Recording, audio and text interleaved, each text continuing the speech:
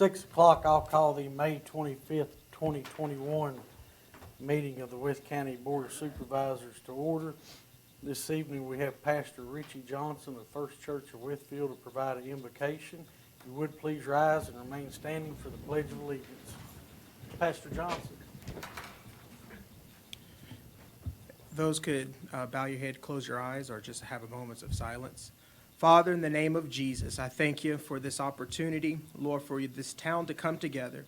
Lord, you said that the heart of the King is in your hand, and I pray that you would turn every heart, Lord, every thought and every mind, Lord, for the furthering of this community. I pray for the people of this community.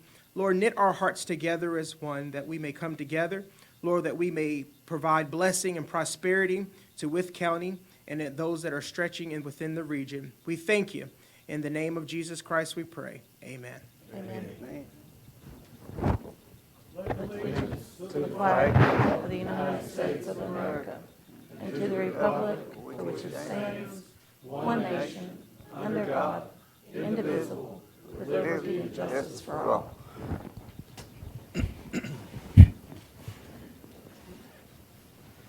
First item on the agenda is a presentation of sports resolutions for the George Wythe girls cross-country team.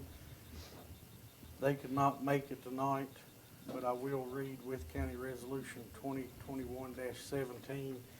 Whereas the George Wythe High School girls cross-country team completed a remarkable 2021 season, and whereas the George Wythe High School girls cross-country team was the Mountain Empire District champions and the Region 1C champions, and whereas the George Wythe High School girls cross-country team advanced to the Virginia High School League's Class 1A state championship at Green Hill Park in Salem, Virginia on April the 23rd, 2021, and whereas the George Wythe High School girls cross-country team surpassed the competition, earning the second girls cross-country state championship title for George Wythe High School, and whereas runner Morgan Dalton finished with a time of 1956, earning her the individual state championship title, and whereas the Wythe County Board of Supervisors officially commends the 2021 George Wythe High School girls cross-country team comprised of Morgan Dalton, Liana Dillon, Cameron Harden, Maggie Minton, Kaylee Temple, Kara Temple, and coaches Steve Gollier and Julia Tomiak for their exemplary season and display of outstanding dedication and athletic ability. Now therefore be it resolved that the Wythe County Board of Supervisors presents this resolution to the George Wythe High School girls cross-country team in recognition and appreciation of their achievement. Be it further resolved that a copy of this resolution be incorporated into the official minutes of the Wythe County Board of Supervisors adopted this 25th day of May 2021, Brian W. Vaught, Chair. I'll entertain a motion to approve. So made. Have a motion. Do I have a second? Have a motion and a second. All those in favor signify by saying aye. Aye. Any opposed? And we will present these to the coaches and the girls at our next meeting. All right, tonight we have several public hearings. If I can scroll down. The first one will be our proposed tax levy. Mr. Bear, would you, since I've done the resolution, will you? Notice of public hearing for the proposed tax levy of calendar year 2021 pursuant to section 58.1-3007 of the Code of Virginia and amendments thereto. The Wythe County Board of Supervisors will conduct a public hearing. The purpose of the public hearing is to give citizens of Wythe County an opportunity to comment on the proposed tax levy for calendar year 2021. The public hearing will be held on Tuesday, May 25th, 2021 in the boardroom of the Administration Building, 340 South 6th Street, Wytheville, Virginia, at 6:05 p.m. or as soon thereafter practical. Any Wythe County citizens can also provide written comments prior to the meeting that will be entered into the official minutes of the Wythe County Board of Supervisors and summarized by the chair or designee at the board meeting. The proposed tax levy for 2021, real estate, 54 cents, no increase. Tangible personal property, $2.32, no increase. machinery and tools, $1.50, no increase, and merchants capital, 56 cents, no increase. The proposed use of taxes, when and if appropriated by the Wythe County Board of Supervisors, shall be used to defray the county's charges incidental to or arising from the execution of lawful authority of the Board of Supervisors of Wythe County. With that being said, I'll open the public hearing or public comment section. Ms. Meyer, you just put county. Did you want to speak on that or the entire county budget? Just the county budget. Okay. And doesn't look like we have anybody signed up to speak on the tax levy, so I will close the public hearing on the 2021 proposed tax levy. Our next public hearing is the calendar year, or I'm sorry, proposed fiscal year 22 county and school board budget. Mr. Barrett, I'll give that one to you as well. Pursuant to 15.2-2506 of the Code of Virginia and amendments thereto, the Wythe County Board of Supervisors will conduct a public hearing. The purpose of the public hearing is to give citizens of Wythe County an opportunity to comment on the proposed county budget, which includes the school board budget for fiscal year 21-22. The public hearing will be held on Thursday, May 25th in the boardroom of the Administration Building, 340 South 6th Street, Wytheville, Virginia, at 6 p.m. The budget synopsis is prepared and published for information and fiscal planning purposes only. The inclusion in the budget of any item does not constitute an obligation on the part of the Board of Supervisors of Wythe County to appropriate any funds for that item or purpose. There is no allocation or designation of any funds of this county for any purpose until there has been an appropriation for that purpose by the Wythe County Board of Supervisors.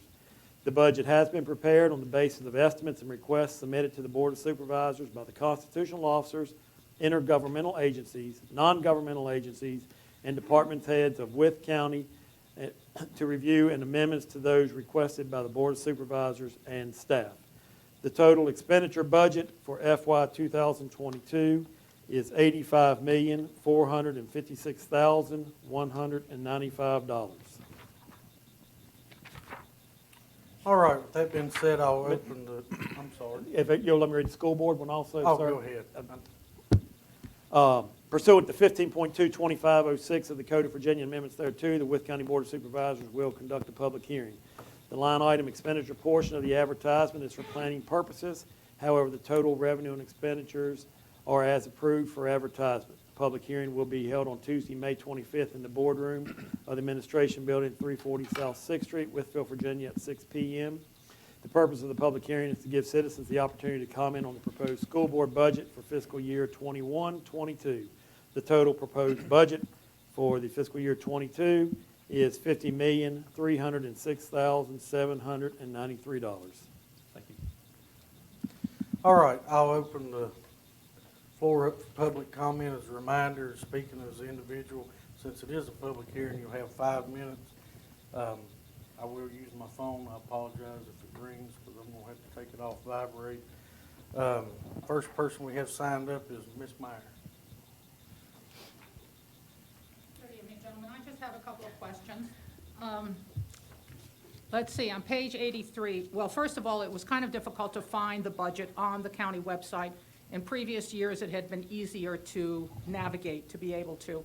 It was in like the supervisor's packets, and you had to go down, and it was a whole bunch of stuff, so it'd be nice if it was a little bit easier.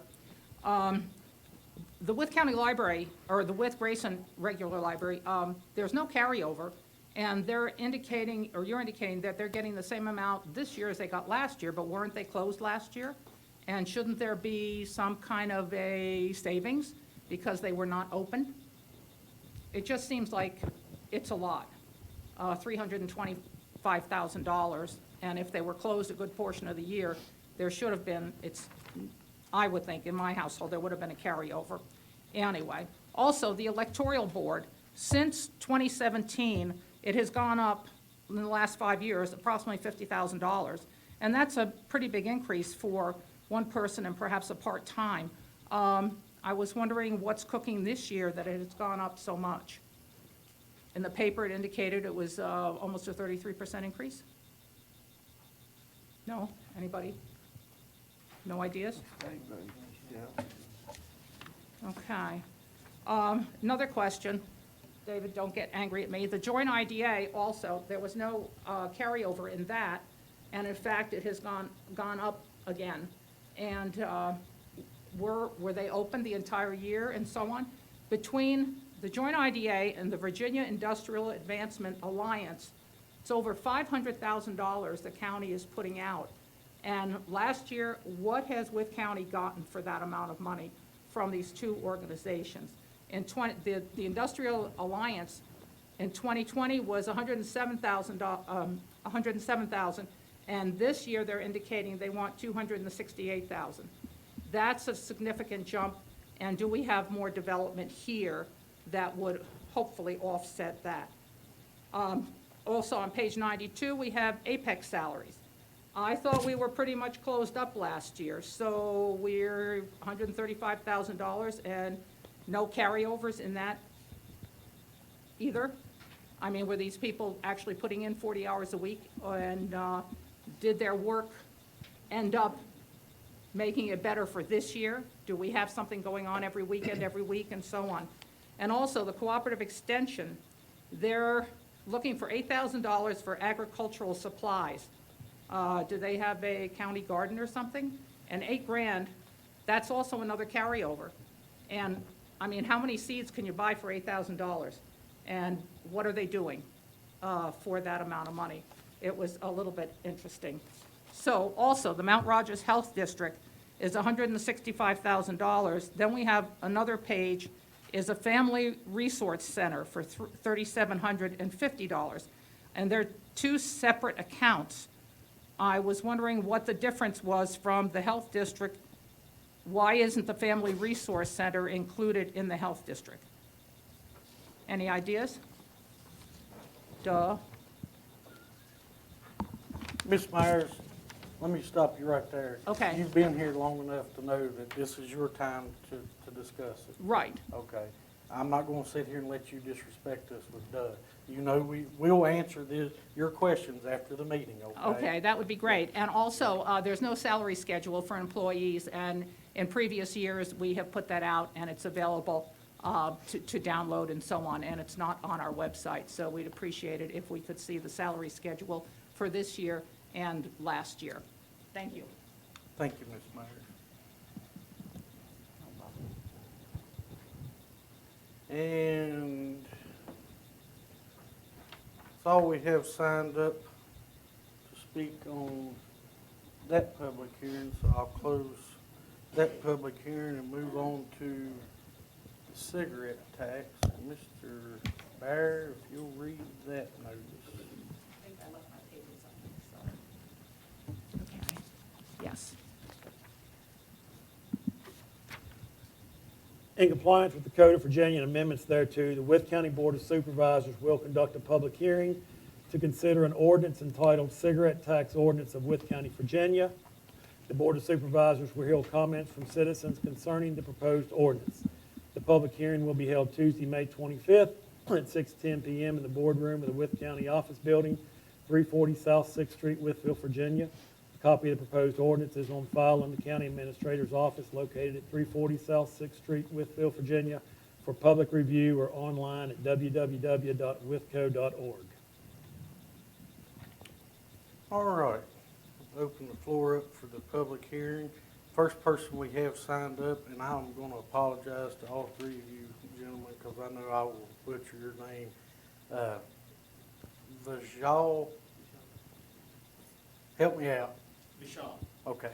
Good evening, Board. How are you? Sir, I represent a very small country store business in the middle of the Carroll County and Pulaski County. What my request to you is that if the tax goes up, we were being impacted by the COVID pretty hard last year. This year, we are not even cope up with any of the businesses loss that happened last year. The tax increase is gonna impact us pretty hard on our businesses because of my business belongs to the very poor family that lives into a Barron Spring. It's a very small town into a Wythe County. and it's gonna very hard. All my customers will be just like a mile away from my other county businesses. So I'm afraid that I'm gonna have to shut down my business if the tax goes up on the cigarettes, sir. Thank you.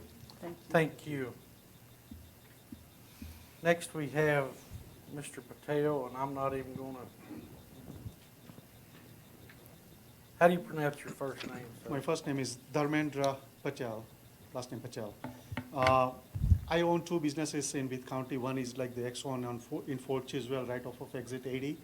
And one, we just opened one store in rural retreat last year at the Crossroads. So I have two stores in Wythe County. And I'm along with like some of the business owners that are part of the community here, and we try to work with the community to provide services that's beneficial to the residents of the community. You know, like, I mean, say, our stores last year, we drove like charity for rescue out of the rural retreat, and we donated almost $12,000-13,000 through our businesses. So we try to be part of the community as well and do good for our citizens, you know. So I just wanted to point out that. I'm not going to say like what is going to be the impact of COVID, impact of increase on the cigarette tax, because I'm sure some other people will talk about that as well.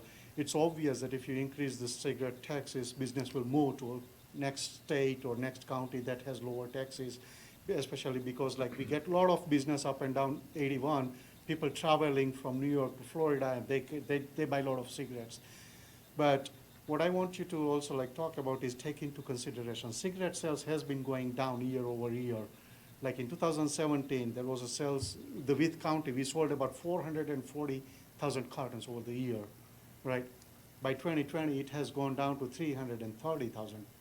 So it went down by 25%. So like that's because like the prices have been going up and up and up, and cigarettes are getting out of fashion, you know? So increasing another $4, I think like that will be a detrimental impact on cigarette purchases. People who are traveling on interstate, they'll go to next county or next state, as I say. So it will even come down from 300,000. So like what you have to look at is like overall, like it's $1 million, less than $1 million revenue. Is that going to make a big impact to your budget, right? And that's one thing that I want you to consider. On top of that, second thing is the timing. Like we just came out of COVID, all the businesses, I mean like people were not traveling on 81 up and down. So our gas stations, convenience stores, there were hardly any customers coming in, you know. So businesses are hard, like they are just beginning to recover from that COVID impact. On top of that, you take like state government, just increase the federal tax, the gasoline tax. Minimum wages went up from $7.25 to $9.50, right? We are all for that. I mean, like the minimum wage increase was for the lowest of the low people, like people who are like suffering financially, right? So that is the best thing that we could have done to give them better, like more money to get a better life. But then on the other hand, like we are increasing the gasoline tax, we are increasing the cigarette tax, and who does it impact? Those people at the bottom, right? It impacts them more. I mean, people like us, like maybe $50 a month extra may not impact that much. But to those people, that's a lot of money, right? On one hand, we are giving them more money, and on the other hand, like we are taking more money. Like business people are suffering because we have to pay more in terms of salaries. So businesses are not making more profit. The people who are supposed to benefit from this minimum wage increase, they are not benefiting because like they're paying more taxes here and more taxes there and everything else, you know. So end of the day, like it's the government getting more and more money out of the taxes. I think like that's the bottom line, you know, because salaries goes up, people will be paying more social security tax and every other taxes with higher salary. And then like cigarette tax is up, gasoline tax is up, this tax is up, that tax. It's like, it's a never ending cycle because people who are broke on Thursday afternoon, they will still be broke even if they are making 35% more in minimum wages, right? So then where is it going to end? After 2-3 years, like people are going to think that, okay, like, hey, we really need to, like, we need to increase our minimum wage because where we got to, that's not sufficient, right? I mean, And then the cycle keeps going on and on and on. Somebody got to break the chain, guys. I mean, like, it's getting harder and harder to do businesses. And on top of that, everything has gotten expensive. I mean, you just go to grocery store. Things have like doubled, tripled since last year. I mean, go to Lowe's. Timber went up from $307 a ton to $1,500 a ton, right? So where is it going to end? So what I would like to request you is take really a hard look and say, is that $4 extra that is going to turn into less than $1 million for the county? Is it worth it? Is it worth it for your consumers, people at the bottom? Is it worth for the people? I mean, like, I'm sure like some convenience stores, it will run them out of business. There is not enough business because people are going next door, or people can't afford, they'll smoke quitting, or they'll go to alternative solutions where there is not as much tax, right? So I'd like to request you to seriously consider and discuss with surrounding counties and say, like, is it really worth it? You know, question yourselves. I mean, like, it's impacting everybody, but more to the people at the bottom, you know? So with that, if you have any questions, I can answer that. Thank you, Mr. Patel. All right, thank you. The next gentleman, I'm not even going to attempt, but I know 535 North Main Street really treats Hilltop Carryout, so if you would just give us your name. My name is Mr. Madhav Raichura. I'm a single store owner in rural retreat area. I would like not to add anything to my Mr. Dharmendra Patel, but I would like seriously to the supervisors who consider that please look out for us small businesses so we can survive and grow in the Wythe County. I really appreciate your time. Thank you very much. Thank you. Thank you. I will tell you, and I'm not sure if you know this is, you know, what we're looking at as a county. Your store is actually in the town of Retreat along with Mr. Patel's Crossroads store. Right. So you may want to, they've already had their public hearing, but you may want to attend one of their town council meetings, Okay. which is the same, it's tonight Okay. at 7 o'clock. Thank you, I appreciate that. Thank you. That's all we had signed up to speak about the cigarette tax public hearing, so I'll close the public hearing and move on to the Vdot secondary 6-year plan public hearing. And Mr. Bear, that print is way too small. So we have I was actually gonna read this one, but I was going to let Mr. Fowler read it. No.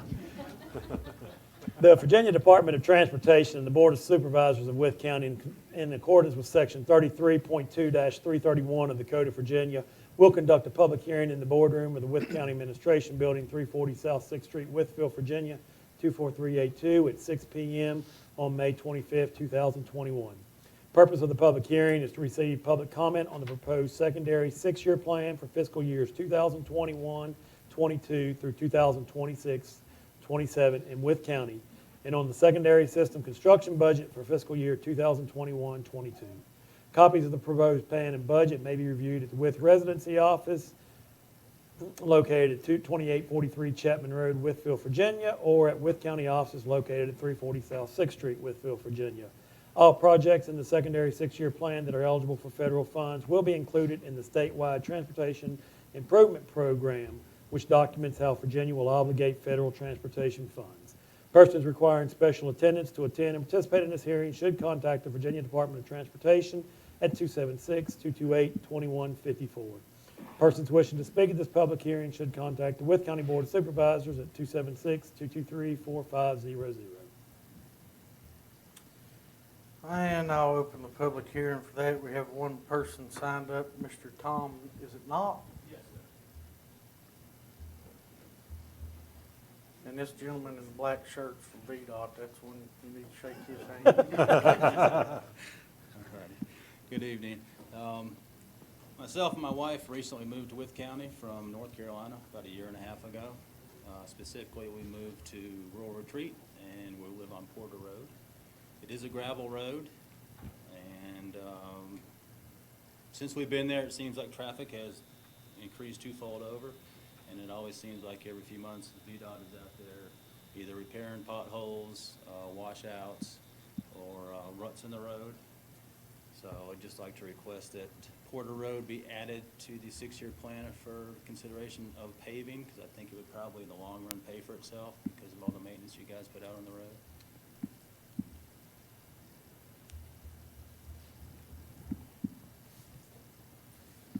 Was that one on the list, Mr. Yes, Porter Barrett? Road is, point, the, point some miles from, 27. .27 miles from Sharon's Drive. I don't know if you're in that .27 distance or It's, not. yeah, if you come off Sharon's Drive, yeah, we're like second or third property probably. Okay. And then you go up the hill, and then you come down, and then it kind of disperses out. It's all mainly farmland. It goes to his house, okay. Well, you got lucky. Perfect. Thank you. Thank you, sir.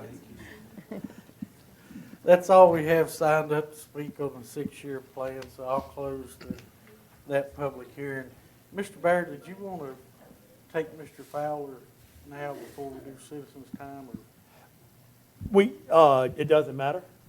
If you want to go ahead on the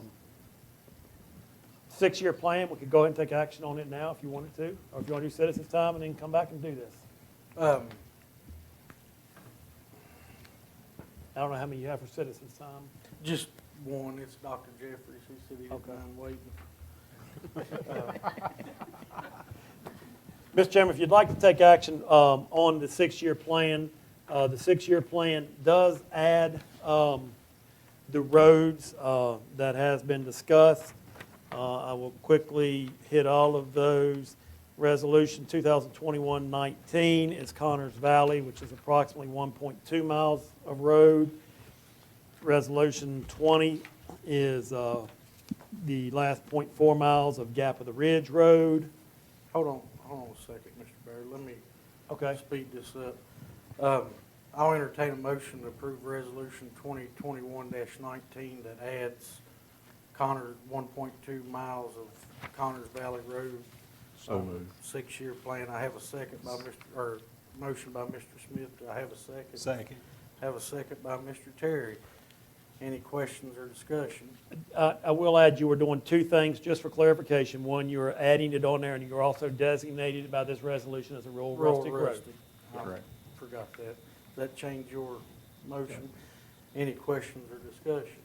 Here none, we'll do a roll call vote. Mr. Smith? Aye. Aye. Aye. Aye. So approved. Resolution 20 is 0.4 miles of Gap of the Ridge Road. Entertain a motion to approve that resolution as presented. So moved. Have a motion by Mr. Terry. Have a second. Second. Have a second by Ms. Lawson. Any questions or discussion? Here none, we'll do a roll call vote. Mr. Terry? Aye. Aye. Aye. Aye. So approved. 2021 adds 0.27 miles of Porter Road. Entertain a motion to approve 21-21 as presented. So moved. Have a motion by Mr. Horny. Have a second. Second. Have a second by Mr. Smith. Any questions or discussion? Here none, we'll do a roll call vote with Mr. Smith. Aye. Aye. Aye. Aye. So approved. Resolution 2022 is 0.08 miles of Bluebird Road. Entertain a motion to approve resolution 21-22 as presented. So moved. Have a motion by Mr. McRoberts. Do I have a second? Second. Have a second by Mr. Smith. Any questions or discussion? Hearing none, we'll do a roll call vote with Mr. Terry. Aye. Aye. Aye. Aye. Aye. So approved. Want to confirm, that is the right mileage on that one, isn't it? Is that correct? Yes. Okay. Resolution 23 is for adding 0.12 miles of Poplar Drive. Entertain a motion to approve resolution 21-23. So moved. Have a motion by Mr. Terry. Do I have a second? Second. Have a second by Ms. Lawson. Any questions or discussion? Hearing none, we'll do a roll call vote. Mr. Terry? Aye. Aye. Aye. Aye. Aye. So approved. Resolution 24 adds .6 miles of Riverview Road from Route 94 to 742. Entertain a motion to approve Resolution 21-24 as presented. I'll make that motion. Have a motion by Mr. McRoberts. Second. I have a second. I have a second by Mr. Smith. Any questions or discussion? Hearing none, we'll do a roll call vote. Mr. Smith? Aye. Aye. Aye. So approved. Resolution 25 adds .15 miles of Edgewood Road. Entertain a motion to approve Resolution 21-25 as presented. So moved. Have a motion by Mr. Horny. Have a second. Second. Have a second by Mr. Terry. Any questions or discussion? Hearing none, we'll do a roll call vote. Mr. Smith? Aye. Aye. Aye. Aye. So approved. And last road to be added is Resolution 26 is for .4 miles of scenic trail. Entertain a motion to approve Resolution 21-26 as presented. So moved. Have a motion by Ms. Lawson. Have a second. Second. Have a second by Mr. Horny. Any questions and or discussion? Hearing none, we'll do a roll call vote. Mr. Terry? Aye. Aye. Aye. Aye. So approved. Mr. Chairman, I will ask now that you've adopted all of those to go back to the front of the sheet of 21-18 and approve that resolution, which approves the 6-year plan and the construction priority list. You've all got a copy of that in front of you. I'll entertain a motion to approve Resolution 2021-18. So moved. Have a motion by Mr. Terry. Do I have a second? Second. Have a second by Mr. Smith. Any questions or discussion? Hearing none, we'll do a roll call vote. Mr. Terry? Aye. Aye. Aye. Aye. So approved. Is that quick enough? That's quick enough. Good deal. Yep. Mr. Fowler, if you don't mind, just hang around for old business. Thank you. Anything else for the 6-year plan? No, sir, Mr. Chairman, I do not. That should take care of everything. Thank you. You want to do Andy now? We can if y'all want. If you want to come give us just a. Yeah. Don't look toward that end of the hand. Let me get my notes.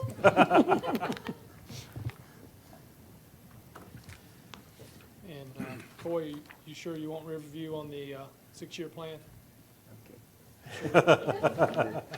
I called the one lady from Scenic Trail that has asked me for 2 years, and when she answered the phone, I knew she didn't feel good. And so I'm glad it passed, because I was going to say, tell her about the public hearing. She's a little under the weather, so. I spoke to Andy earlier and asked him if he minded just to go through. I know you all have had some concerns that have recently come up. Some of these working on 69 guardrail is one of them, the Route 94 speeding, whatever. But I don't know if you want to go around and do it, or if you have some comments you want to start out with first, Andy. I'll just let them take Okay. turns. Want me to start? Mr. Terry, you have anything? I will do everybody in this room before I get to Mr. Smith. No, just thank you very much. That's just gonna give me more time to write more roads. There you go. Just thank you, Mr. Fowler, for working with us and being a good partner so we can better our citizens' quality of life with good roadways, and we appreciate that very much. Thank you. Yes, sir. Mr. Horny? I don't believe I have any concerns of, we asked about guardrail, I don't know if you ever looked at dry road. Yes, we're looking into that, and also in your area, we're working on a schedule to clean the sediment basins below the feedlot on St. Peter's Road. I know they're working on back road to work on getting it ready to pave. I figured they would pave it and then be done about the last day of school, but evidently we're gonna be done with school before they get it paved, so at least I won't have to mess with that construction. Hopefully Yes. with bus. Hopefully we'll be finished with that one by then, so, I hope so. Thank you for what all y'all do. thank you. Mr. McRoberts? Oh, yeah, I got a whole lot of them. I'd probably be the happiest man in the world when you put the last gravel on Pope Road. Gravel is supposed to be paved. Pope Road.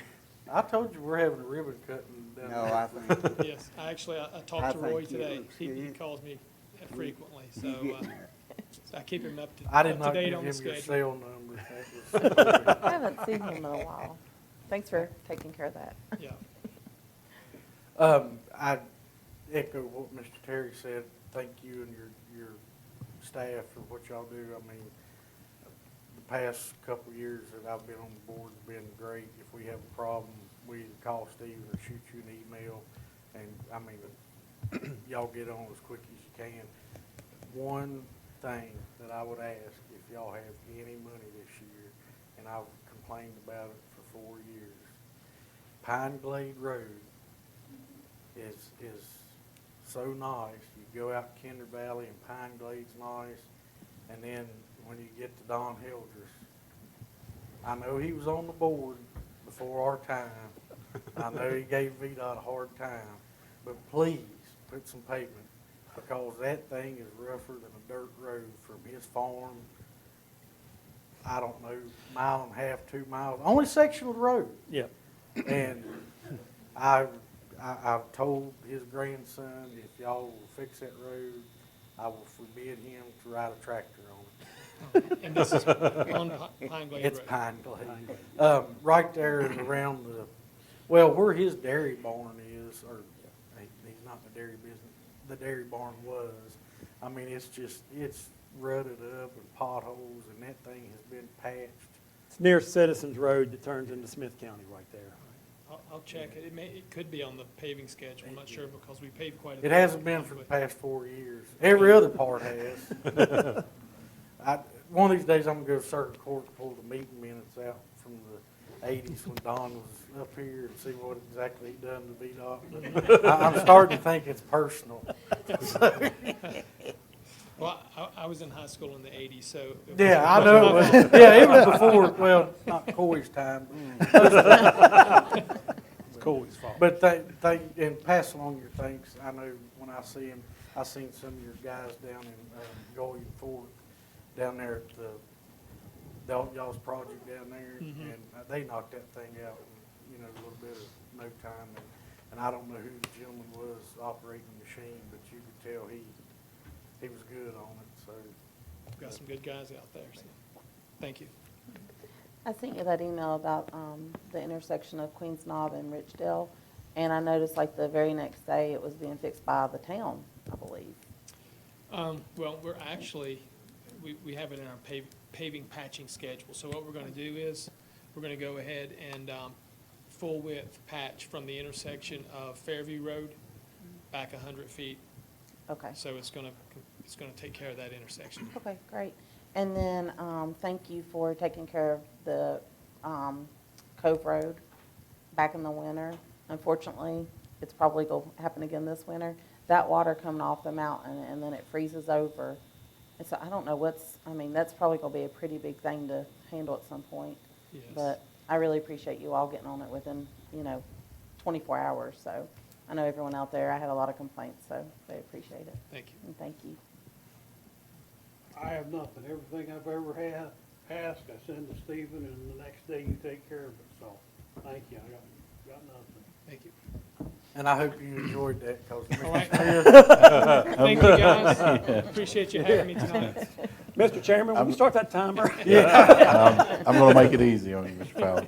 Fowler. First of all, I want to echo what everybody else has said. Thank you for everything that you've done throughout the Fort Chisholm District. I know I can be difficult at times, and I send a lot of emails, but you've always got your group right on it, and I appreciate the efforts. The speed on 94 is an issue. The residents there continue to bring that up from the intersection of Fort Chisholm Road all the way up to about St. Paul Church. Nobody's said anything beyond that, but the traffic, it goes through there pretty quick. I know a couple of residents, their concern is getting hit, especially through the curbs.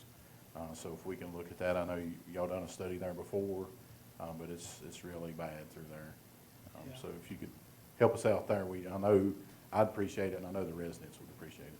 Right, and I'm wondering, Mr. Vaught, if it's possible, does the county have like, you know, where they put up the little digital speed limit, your speed is, you know, those little trailers? Can we do something like that on 94 to try to encourage people to slow down? Because we have done traffic studies, and it's a primary route, so we haven't been able to get the speed limit lowered. But if folks are continuously If you'll give me speeding. just a second, if you ever watch that Who Wants to Be a Millionaire, I'm gonna phone a friend. Okay. Chief Deputy Foster. We do have those available. We can We try do. that. I actually got an email from Stephen, several weeks back about trying to do more enforcement. We've not been very successful in stopping many people through that. We can definitely do the signs. I believe that might be a good idea. I know we get quite a few complaints on 94.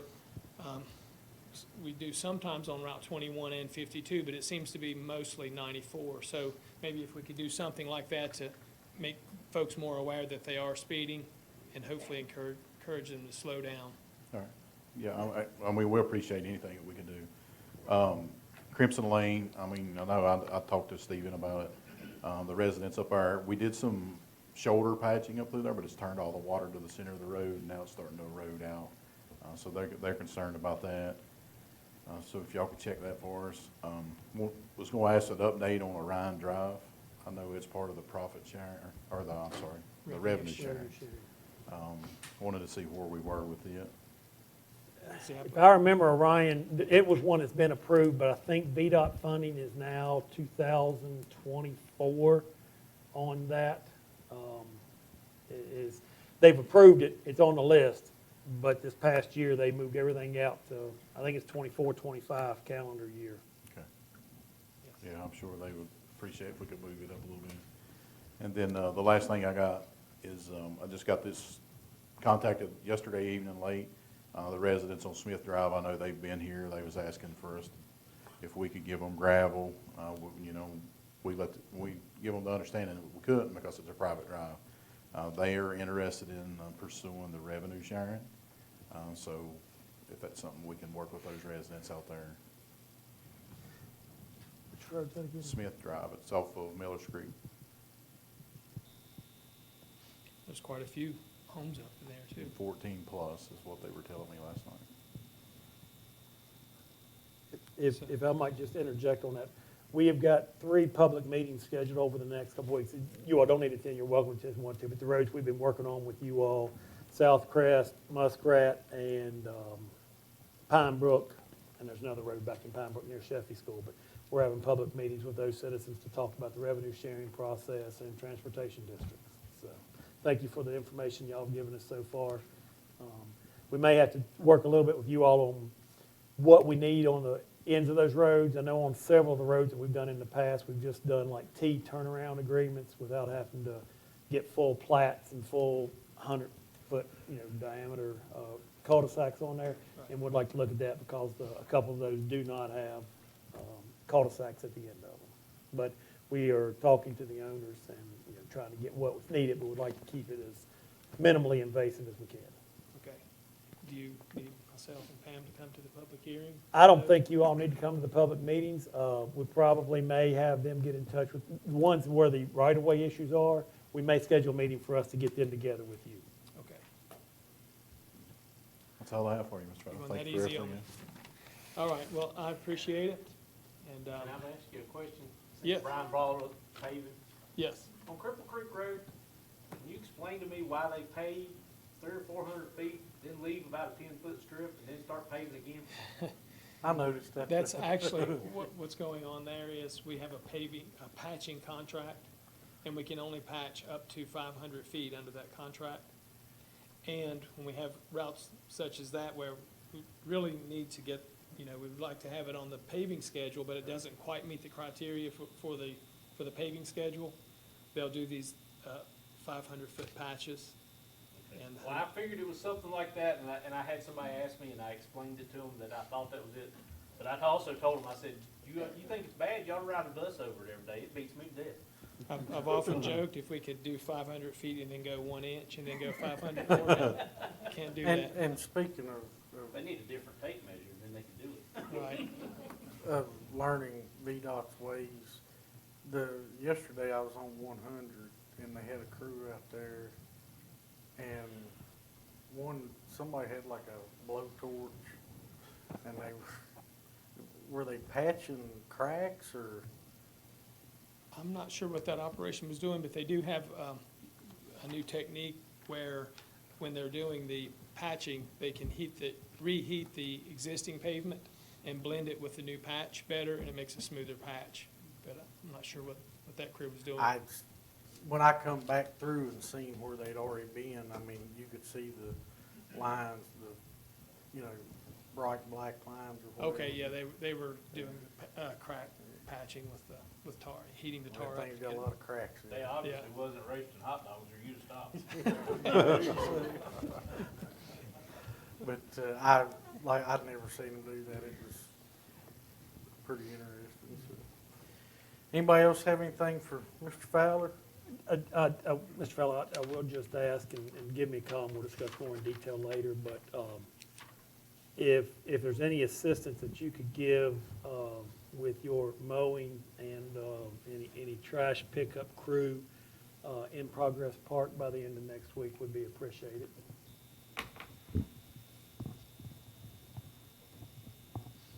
And I'll shoot you an email as well, sir. Okay. Thank you.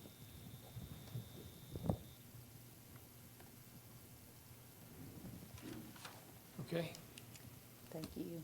all right, thank you all. Thank you, sir. Have a good Have a good evening. night. Thank you, sir. Thank you. All right, now we'll move into citizens' time. We have one person signed up, Dr. Scott Jeffries. And thank you for letting us talk to Mr. Fowler, Dr. Jeffries.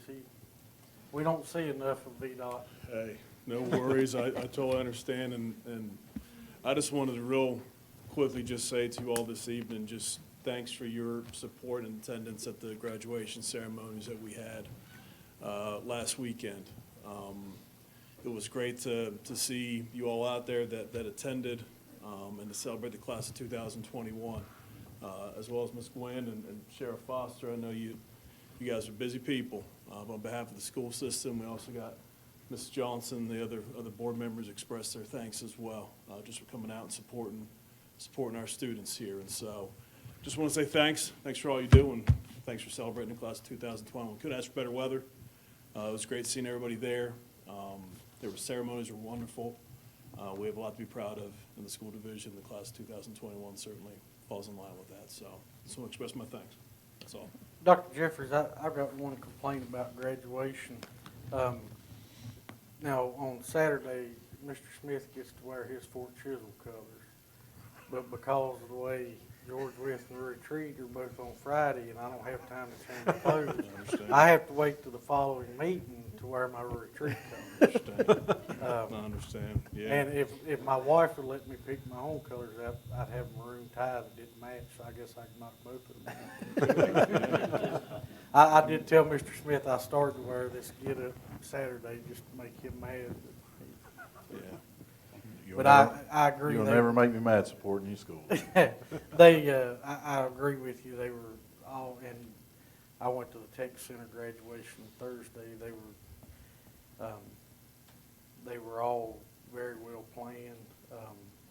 Of course, we keep the gentleman that had the fall Thursday in our thoughts and prayers. That was pretty tense scene there for a few minutes, but I will say, and I told Mr. Sykes, is the principal of the Technology Center, I told him at the retreat graduation, he done an excellent job coordinating that response, and I know Miss Johnson was in attendance and broke out her retired nurse bag, and I don't know that you could have got another nurse or doctor in that stadium because it looked like there was about 75 people jumped up there to help the gentleman. So, but thank you. Does anybody have anything for Dr. Jeffries? Just thank you, sir. All right, thank you, sir. Thank you, everybody. Thank Appreciate it. you. Have a good evening. Thank you all. That's all we have signed up for citizens' time. I'll close citizens' time. Moving on in the agenda, the next item is the payment of invoices.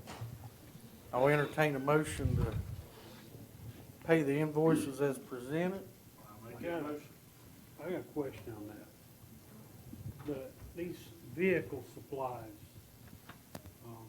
There seems to be, to me, there's a lot of them this time. They're, and fairly expensive. 2,000 here, 1,000 here, 900 is there a reason that we've got so many this time with so high dollar amount? Where are you looking at, Mr. Cook? Let's see here. If you can find the page on it. Page 41. The, don't know of any reason for anything to be outstanding. What you've got are the breakdowns by departments. Now, as fuel prices have increased, obviously we are seeing, increases as well. Looking down through there, the larger ones, 1,091, that's from our 6 county deputies. The 2,531 is 3,102. That's the sheriff's office. I don't know if there was more invoices turned in for a certain time period or not at that time frame. But these are all off of fuel cards that are used at the individual departments. So it's just gas purchases. Yeah. I just, 2,900 caught my eye, and then I looked, and there's more. And I was like, what, haven't noticed that. I may have overlooked it in the past, but it just kind of jumped out at me. Yeah, it's the fuel cards for all the departments, fire, rescue, county administration, everything. That's the individual cards. All right, then I'll make that motion. All right, who made the original motion? I did. Gene, I have a second by Mr. Cook. Any other questions or discussion? Hearing none, we'll do a roll call vote. Mr. Smith? Aye. Aye. Aye. Yeah. So approved.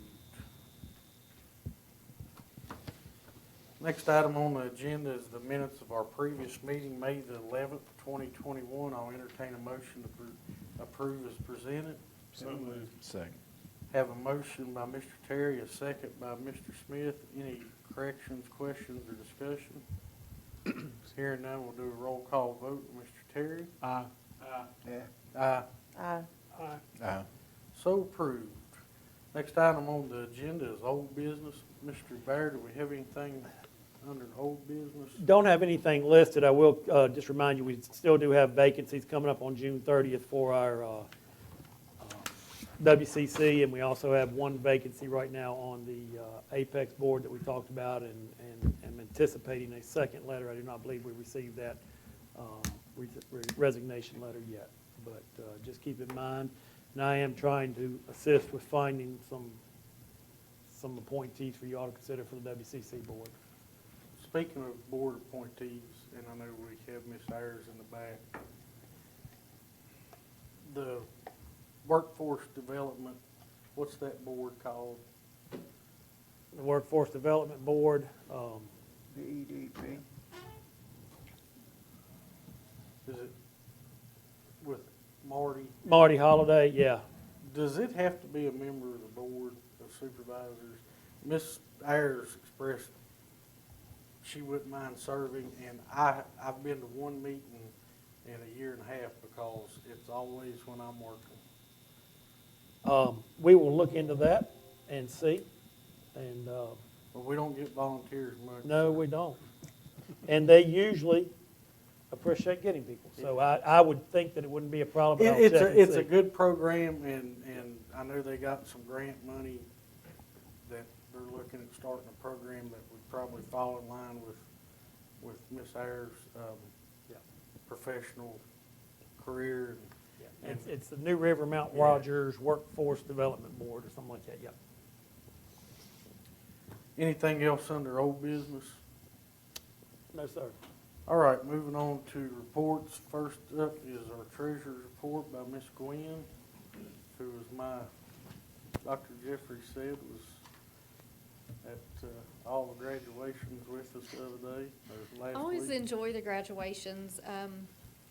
I love the Technology Center one simply because I'm so fascinated with the certificates and things like that all those students achieve in those programs. That one is just mind-boggling to me that in a program, not so much that they can achieve as many of those extra certificates as they do, but just what their capabilities are and how it's just endless that they can keep adding these additional certifications, I guess instead of certificates, it's certifications, but that one is probably one of my favorite, but kind of like Fort Chiswell Pioneers, once an Indian, always an Indian, so. I just couldn't believe it'd been that long since you graduated. I know. Gosh, it hasn't been that long for you, just 26. So anyway.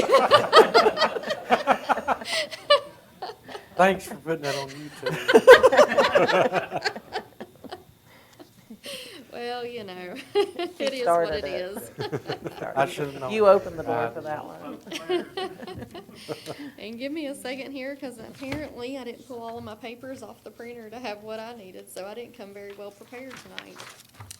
Okay, well, I will begin with the financial statement for the month of April that was in your board packet. Our consolidated account contained a balance of $63,518,856, and of that balance in the general fund, the amount was $46,206,039. Any questions on the financial statement or any of the specific line items that may have jumped out at you on anything?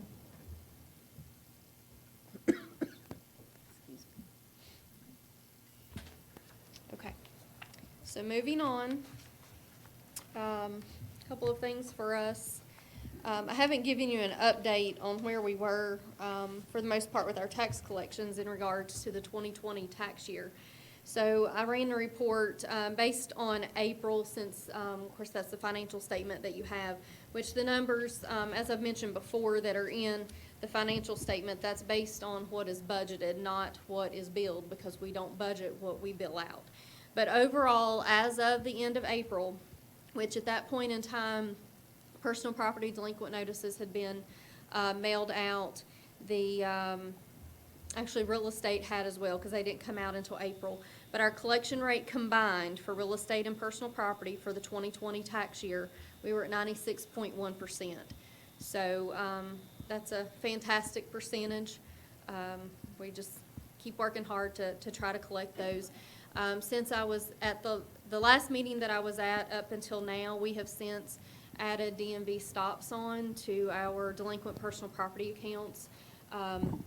A look today, we uploaded about 1,900 stops automatically from the file that we sent to DMV, and that's taxpayers that DMV automatically flagged from our file. So we're now working manually on those that were not automatically flagged, in an effort to try to get a stop on those folks to try to collect those taxes prior to them being able to purchase tags through the DMV.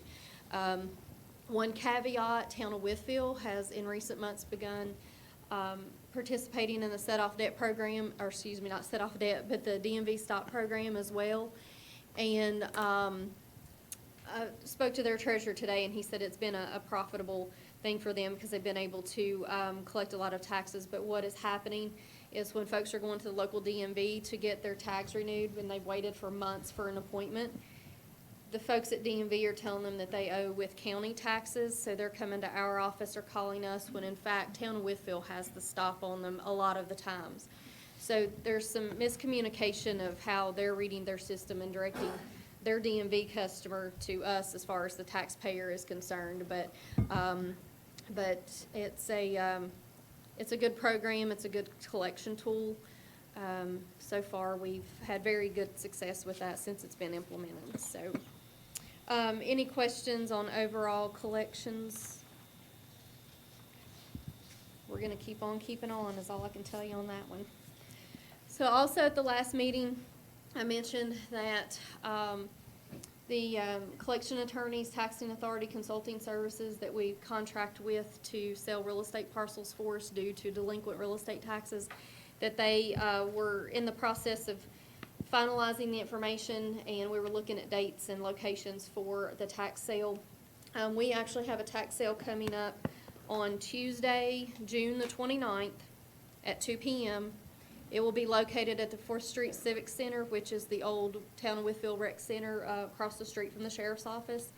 Due to COVID restrictions a few weeks ago, things like that, we weren't able to really have it here anywhere on county property, and Mr. Stevens with the Town of Wytheville, with Mr. Moore's blessing, secured us using the 4th Street Civic Center. So Tuesday, June the 29th at 2 p.m. There are 12 parcels that are currently being offered. I went out Monday with the auctioneer to locate these properties and try to get pictures and things like that. So in probably the next week to 2 weeks, you may get calls. You will see, people will start seeing signs appear on the properties that we could definitely identify where they were. Some are just vacant lots, and there are some roads that the address that's on this house and the address on this house and the next one, they are not in consecutive order, and you don't exactly know where you are on that road. So we tried to locate them as best we could, but as I said, you may get calls because signs will start going up on those properties notifying folks that they are offered for sale. And I will add, these properties, it's been a long time coming, these finish up almost all the properties that Mr. Crockett had turned over in 2013 for the tax sale. They were not on the sale that we had in 2016 because some had issues as far as the title search and things like that were concerned. Some folks had set up payment plans, made a few payments, never made any more. Some came in last minute before the sale to redeem the property. The attorneys agreed to allow them to set up a payment plan, and they failed to do so. One property here in the town of Wytheville, the attorneys identified 101 heirs to that property that had to be notified. So that one was a very long process. But I got the information packet in today, so all the advertising will start rolling out. I do have a full packet available that I can print out, so if any of you want that packet, let me know. I'll be glad to print it or email it to you. But I'll also work with Mr. Bear, Mr. Hankins, someone, Martha, somebody to get it on the county website as well, so you'll start seeing it circle through the social media sites and on county website. So. Have you met Yes, Miss sir. Sweeney?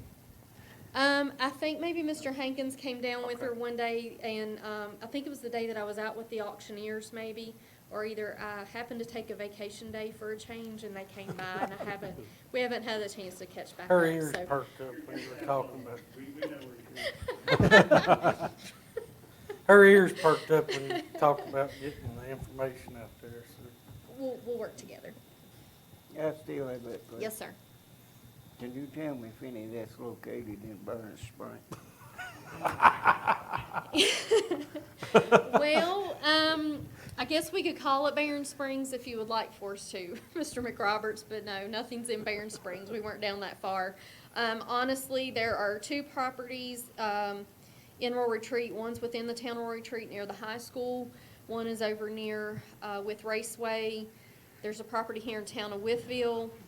A lot of the others are in the Max Meadows area. Let's see, Ramsey Mountain Road. Let me think where some of the other ones are. There's one on, I think it's called Stone Drive. That's a private drive. Can't remember what road. I think it goes off of Gunton Park, if I remember correctly, on my roads.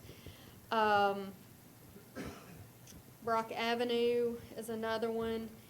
There's a property on Fox Mountain.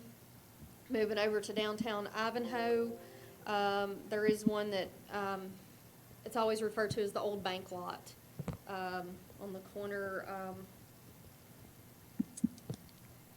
I can think where it's at, but I can't think of my road names there. One on Powder Mill Road. That's kind of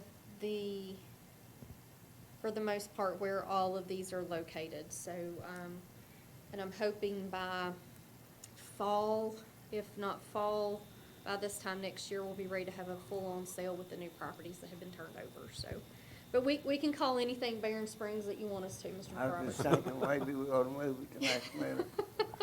We could probably That's a put you good on idea. Ramsey Mountain or, maybe off of Powder Mill. Yeah, that'd be all right. Either one of those, we could probably call Barron Springs for you if you'd like. Thank you, thank you. Ms. Quinn, if you don't mind, if you could email that to me. I'll be glad to. I'll Thank you, send it ma'am. to you tomorrow. All right, thank you. Anyone else want me to send it to them at this point in time? Yeah, just, Yeah, I just just all sent I'll it just send there. it to all of you. You said retreat on, make sure my house is not on I just hope it ain't the one across from the school where they built the new house at. there. Behind it. Okay, I will get that out. I had a few questions for the attorneys. I was gonna call and clarify in the morning. So as soon as I get that done, I will send this packet out to all of you. And you'll notice in the packet it contains a portion of the land card and mapping that tries to show folks exactly where those properties are located. So if you have any questions after you get it, just let me know, and I'll answer what I can. If I can, I'll get in touch with the attorneys. So. And that is all that I have. Anybody help? I took longer than all the Anything else, public Lord? hearings did, I think. Thank you, ma'am. Thank you. Thank you. Next item is Buildings and Grounds Committee report. Who's doing that, me? I wasn't there. Building Grounds Committee recommends advertising the base bid for the Lead Mines Rescue Squad building in addition with the bid additive for the remodel and construction of the office and sleeping quarters.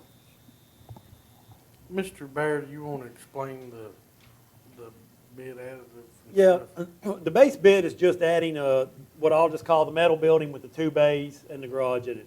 The bid additive is what's on page 86 of your package, and that's basically the existing northern bay to the building right now would be converted, and what you see there on that page from the Wythe County seal is basically where Route 52 is to your right there, but you'll see a proposed bunkhouse for men, a proposed bunkhouse for women, then office area and a kitchen and restroom area improvements in there. So the bid additive would be to look at having the successful low bidder go ahead and finish this at the same time that they're constructing the additional bays to the building. We are concerned about prices of material right now, and that's why it's listed as a bid additive. If it comes in too high, we can try other options that we may look at to try to cut costs. Coming from committee, it doesn't need a second. Is there any questions or discussion? Hearing none, we'll do a roll call vote with Mr. Smith. Aye. Aye. Aye. So approved. Next on the agenda is new business. And we have the consent calendar as you've been provided. I make a motion we approve. Have a motion by Mr. McRoberts to approve this consent calendar. Do I have a second? Second. Have a second by Mr. Terry. Is there any questions or discussion? Mr. Chairman, I would just like to make a comment. I appreciate Jimmy McCabe's work on your budget amendments. It's over $13,000 worth of hazmat recovery that he's been able to get back in. Those are charges that basically the fire departments and our staff send out when they have to go out on hazmat recoveries to recover costs, and I appreciate his work on that. Any other questions or discussion? Hearing none, we'll do a roll call vote with Mr. Terry. Aye. Yeah. Aye. Aye. Aye. So approved. Next item on the list is petition for writ of special election sheriff vacancy. Do we want to do that tonight or? Oh.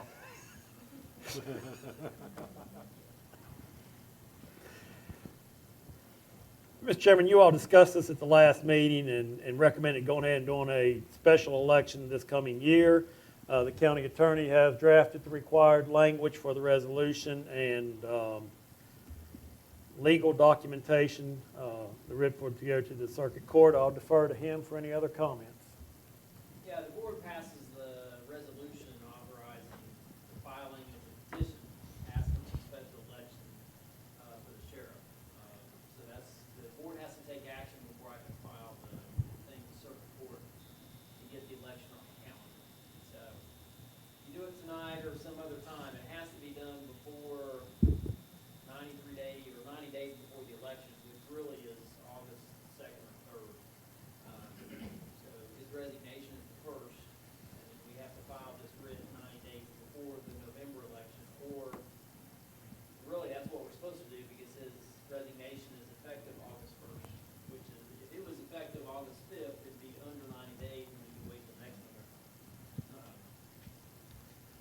And with receipt of his letter that gives us that day, we can go ahead and issue this writ at this time. File it and schedule it, get it wherever the election people need to take care of, get it done. Gives them a little bit more time to deal with it. Open the floor for a motion to request the court to order a special election as contained in the writ that Mr. Farthing has provided us. So moved. Have a motion by Mr. Smith and a second by Mr. Terry. Any questions or discussion? Hearing none, we'll do a roll call vote. Mr. Terry? Aye. I'll abstain. I guess I'll abstain to be safe. Aye. So approved. Any, next item on the list is Virginia Department of Elections Redistricting Waiver Request. Mr. Bear, I'll ask that you summarize that. Yes, would be glad to. Mr. Counts was doing training tonight with the staff. You'll see there a letter from the Department of Elections. We have a split precinct in the West Wytheville district that splits part of a Senate district between Senator Pillion and Senator Suderline. Under the code, we have to request I guess we also have to request for a split precincts that need a waiver from the requirement that there not be split precincts. In addition, the General Assembly has moved the town elections to November, which creates a separate ballot that has to be created for the town's election within those districts. I don't really consider it a split precinct, but it does create another election district within our precinct district. So what you have before you is a request for a waiver from the split precinct requirements for the Rural Retreat Precinct, West Wytheville, and East Wytheville for the town boundaries, and also West Wytheville for the Senate boundary.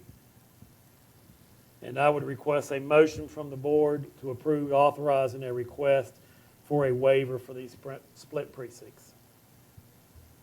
Entertain a motion to approve. Is this gonna leave them split? Well, towns are always going to be split. Right. And that's my argument. You're going to be doing this every year if this language has to stay the same. It's new language that went into effect that does this. When we do the redistricting this upcoming year for the Senate district, that will take care of that. That has been a split district since 2011. That's because they set their Senate district prior to us moving our West Wytheville district boundaries. So it's been a split precinct for years. That one should be taken care of whenever we finally do redistricting. But as far as town elections go, no precinct is ever going to be entirely a town. So I think they've got to tweak the language in the code to address the town elections in the future. But right now, all we can do is request the waiver. Entertain a motion to approve the waiver request. So moved. Have a motion by Mr. Terry. Do I have a second? Second. Have a second by Ms. Lawson. Any questions or discussion? Hearing none, we'll do a roll call vote. Mr. Smith? Aye. Aye. Yeah. So approved. Next item is the Children's Services Act supplemental funding request. Mr. Chairman, what you have before you is a CSA request, a Children's Services Act request for additional funding for this fiscal year. We do have 3 representatives from the Department of Social Services that can help answer any questions you might have about this. Ms. Ayers, you want to give a brief overview? Oh, either one, I'm sorry. Oh. I didn't call on Brenda because she'll start talking numbers.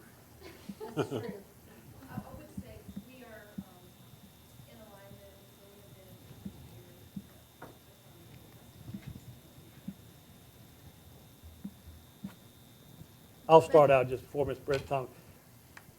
Children's Services Act, we just had a CPMT meeting today, and it's always the unknown. You don't know what kids you're going to have that are going to need the attention. You don't know what family situations you're going to have. You don't know all those situations. So it's always a best guess of what you're going to have throughout the year in the process. So this is not unusual or abnormal, but I'll let Ms. Thomas explain a little bit on the numbers. All righty. I think Kimberly sent some papers to you, and I guess you shared them with everyone. But I'm just going to go, we've closed April, we haven't closed May yet. The total expenditures for CSA totals $1.7 million so far. This includes our pool funding, CSA administrative funding for this fiscal year, plus 3 fiscal years from last year, or 3 months from last year. CSA is a unique budget, which Mr. Bear can tell you. It allows a locality a couple of months of cleanup to pay for services rendered through the month of June, which is the last month of the fiscal year. The CSA fiscal year is July through June, but for 3 months, July, August, and September, we paid 2 fiscal years. So that's where a lot of the, if you pull the reports from our CSA website, and then if you pull the report that I do, I think I've given this to you, it adds both fiscal years in plus the administrative costs. So that's where there's a difference there in the numbers. This locality's budget allocation for the past few years has remained around $606,000, which includes the pool money, the administrative portion. Additional local funding was requested last year, as Mr. Bear said. And I am able to inform you of the increase in maintenance beginning this July, and I brought a page. I don't think I shared that with you, so I'll give it to you. This is for maintenance. We have no say-so in this. That includes it for CSA, all children's for maintenance, and for our adoption subsidies. And I'm going to go over that with their board tomorrow. It also increases the annual supplemental clothing, and this memo came from our home office. We have no control over this. So that will increase the budget some. But if you have specific questions regarding case management or specific line items or the increase, I do not go to the CPMT meetings, but Phil is here, and then Mr. Bear, he attends those. Do you have any questions of what I've seen? I know I'm going to go over it with our board tomorrow.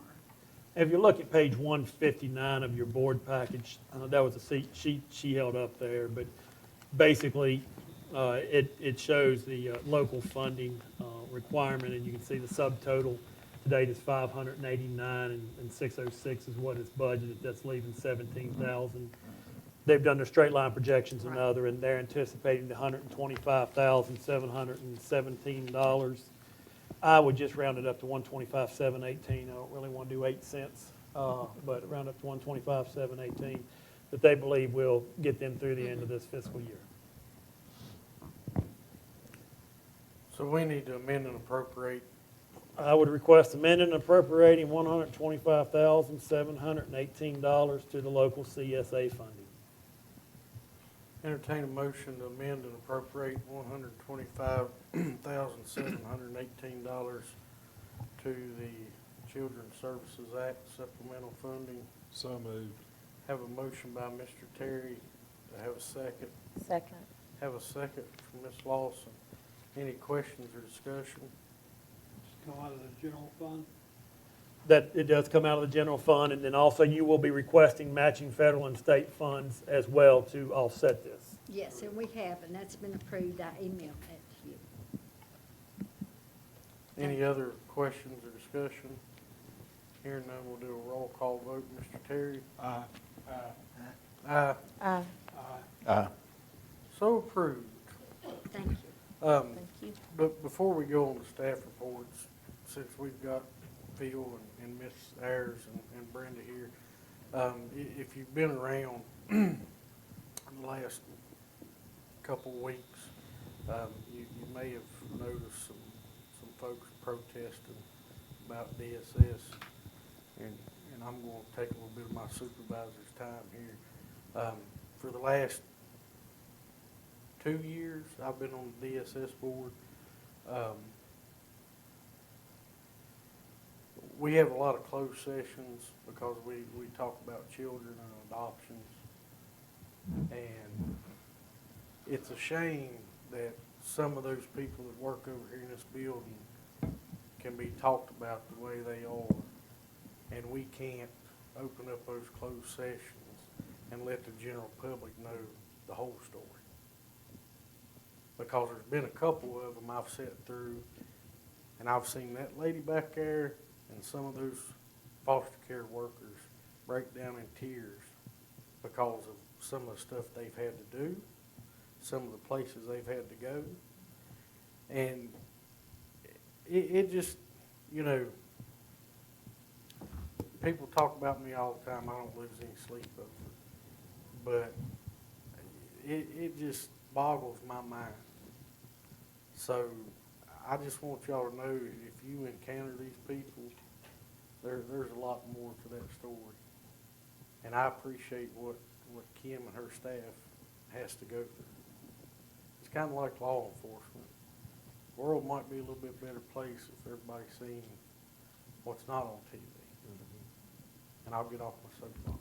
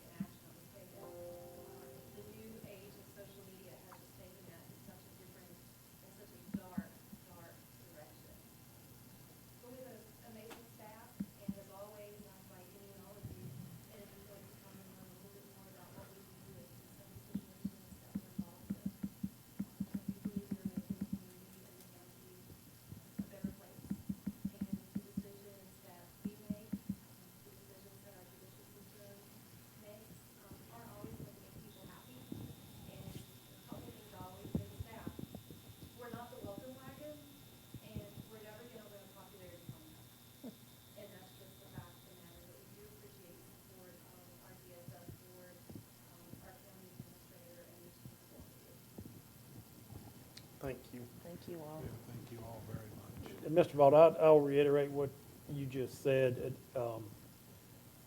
I toned it down for you. I only have to sit through the CPMT meetings once a week or once a month. And they are not always pleasant. And to know what that staff has to deal with every day in and out, and I only peek into that window once a month, it is a tremendous job that they do, and it is appreciated. And I've told Ms. Ayers this, and I don't want to inflate their ego, but, you know, years ago, I remember it was hard to get a CPS worker out after business hours when I was working at the sheriff's office. And now, 3 a.m., 4 a.m., 2:30 a.m., you know, when they call, as soon as they get dressed and can get there, and there's usually a reason they're calling that time of night. I mean, they're, you know, they do everything that, you know, is expected of them, but anyway, I'll get off that soapbox. I'll clear it off. So we'll move on to staff reports. Assistant County Administrator, Mr. Hankins. Yes, sir. I don't have a written report for you, but I do have a few things to go over real quick. The mass appraisal system is nearly done. The treasurer's here tonight. I expect she's probably jumping up and down, a little bit happy that we're at least through the first phase. Now it needs to be used. So, Commissioner. sorry, I said the treasurer. I meant commissioner. Sorry, Kathy. She and Todd have put in a lot of hours on this and really deserves some recognition for the effort that they've made, along with our reassessors from Wampler and Eanes. It's been a team effort, and appreciate the effort that they've put into making it happen. We've got 2 payments left to make on that project, and they've got a few bugs to work out, but we're crossing the finish line. Our broadband proposals, we are doing staff reviews now. There'll be some technical reviews that are underway with some interviews scheduled by mid-June. So keeping in mind the speed of government, we're trying to go through this as fast as we can. One of the proposals actually is much faster than I anticipated. So I think we can make a difference, particularly now that we have the ARPA funds starting to come into play. On that, we have been training, reading the 151 pages of guidance from the Treasury Department about how we can spend the funds. The state has thrown a couple of monkey wrenches into the process when it comes to that they intend to step up and do some broadband projects as well. And so I've asked Delegate Campbell to provide some guidance if he can on how the state reimbursement might work if we spend some of our money on something that duplicates their effort. So we want to try to make sure that we get the biggest bang for the buck that we can. Have been working on training the new PIO, and if you have not had the chance to work with her yet, she is a ball of energy. She is hard to keep up with, and so she will do what she can to increase the speed of government. One of the things that she's done, we've had significant uptick in our social media presence and our postings here lately. And if you haven't seen the post about the Rural Retreat pool opening, we've engaged over 20,000 people with that post so far. It's been shared over a couple hundred times. We've had over 1,800 engagements with that post. I think that's an indication that there's some interest in folks getting back outside and getting into a social and a pool setting. So Kevin may have his work cut out for him this weekend. Something else that we've had a lot of engagement with is our comprehensive plan. That survey is underway, so if you've not shared it on your social media pages, please do so. That's on our county page.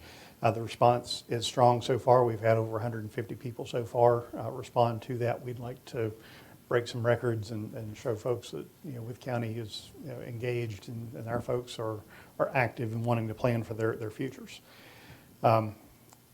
We've received notice of our 4 for Life funds for fiscal year 2022. It's down slightly. Last year it was over $30,000. This year it's $29,325.92. And if you go the same route that you did this year, it'd be split 2 ways between lead mines and rural retreat rescue squads. But we'll talk about that when the time comes to apply for those funds and have them returned to us.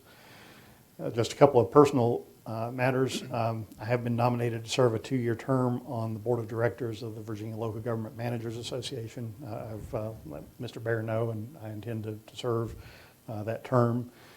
And if you're looking for me tomorrow, I will be out. My wife and I will be in town taking care of a personal real estate matter. You might want to check with Ms. Gwen, please. Okay. I believe Scott's office is taking care of that. Does anybody have anything for Mr. Hankins? I will say congratulations on your being picked to serve. I don't think it surprises anybody sitting up here why you were chosen. So I'm sure it's an honor. And congratulations on purchase. But, Thank you. I'm a little upset you didn't bite on any of my suggestions.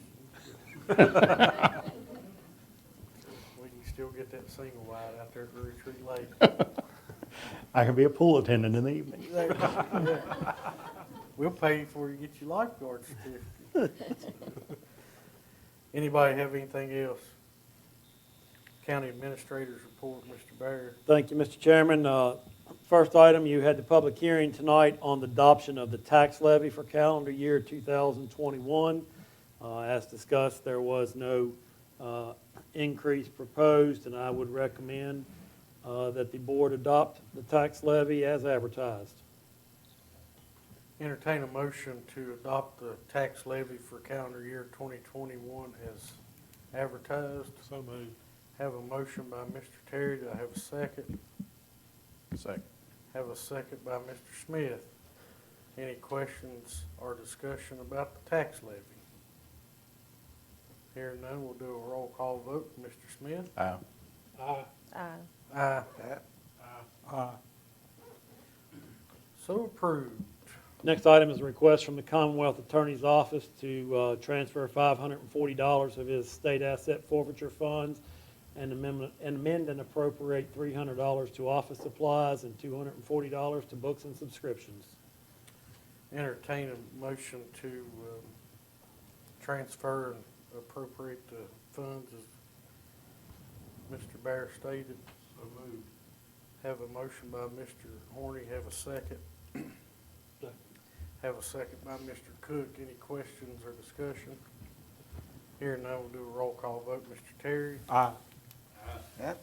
Aye. Aye. Aye. Aye. So approved.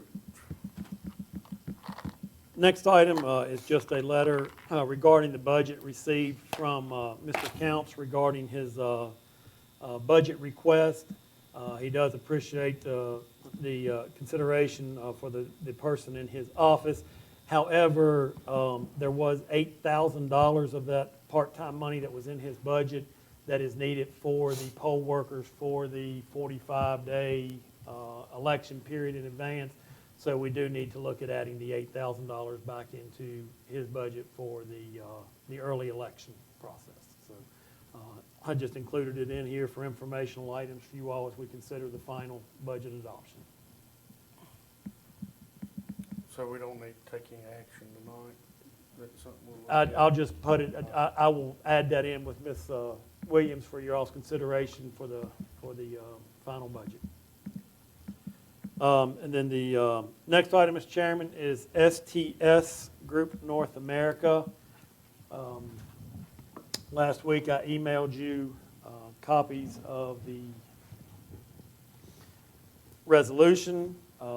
Last week, the last couple of days, Mr. Farthing, Mr. Webster Day, representing Bond Counsel for the county, Mr. Jim Callum with the JIDA, Mr. Jones with First Bank and Trust, and Spencer, I don't remember his last name, with Virginia Community Capital Bank, have all been meeting and going over the STS resolutions for the JIDA and for the Board of Supervisors.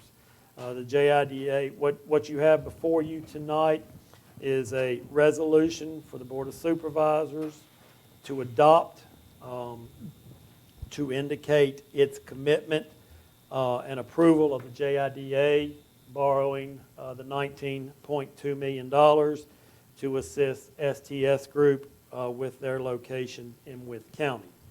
That resolution that you adopt references the support agreement, which is about 4 pages over on the handout that I've given you and what I previously emailed to you.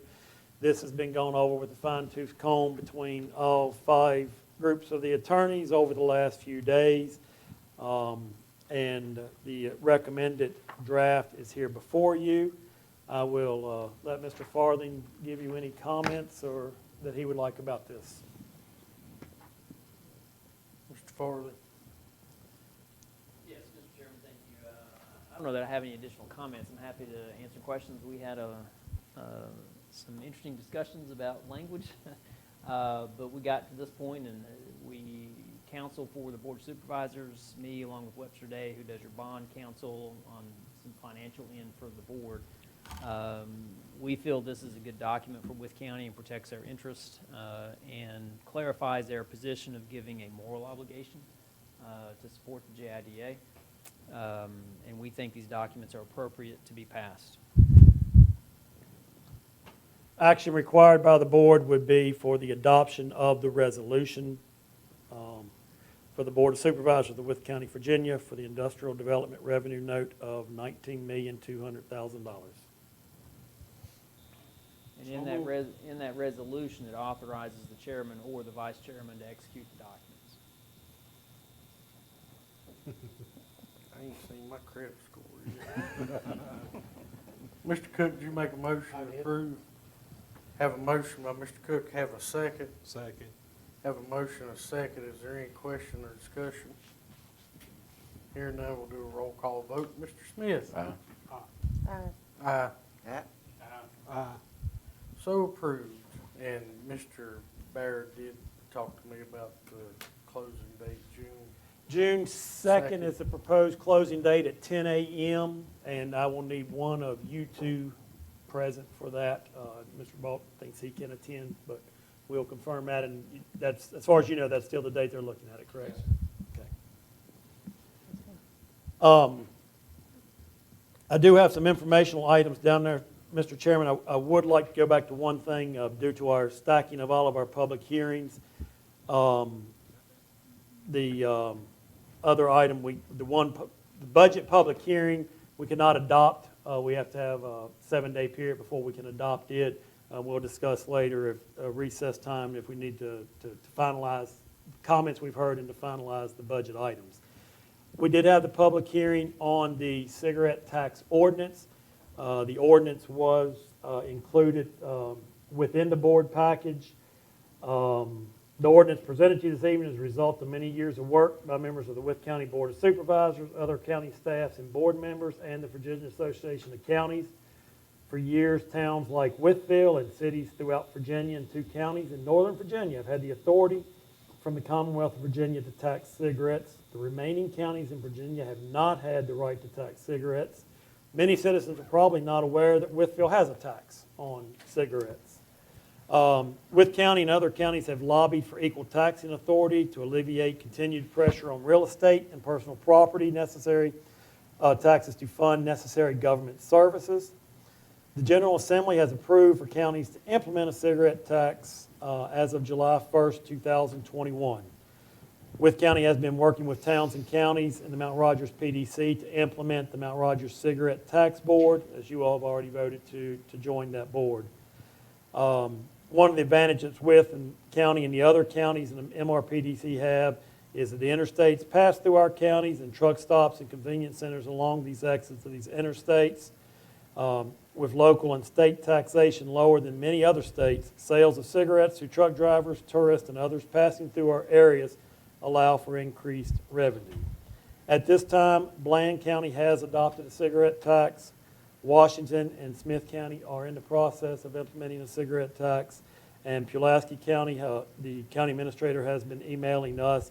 They're looking at implementing a cigarette tax and also would like to possibly be considered to join the Mount Rogers Cigarette Tax Board. The proposed ordinance does establish a tax rate at 40 cents per pack. The tax does not affect chewing tobacco or snuff. It is on cigarettes only, and it does not affect e-cigarettes. So, do not know if the board would like to take action tonight or if you want to put this on the agenda for an upcoming meeting.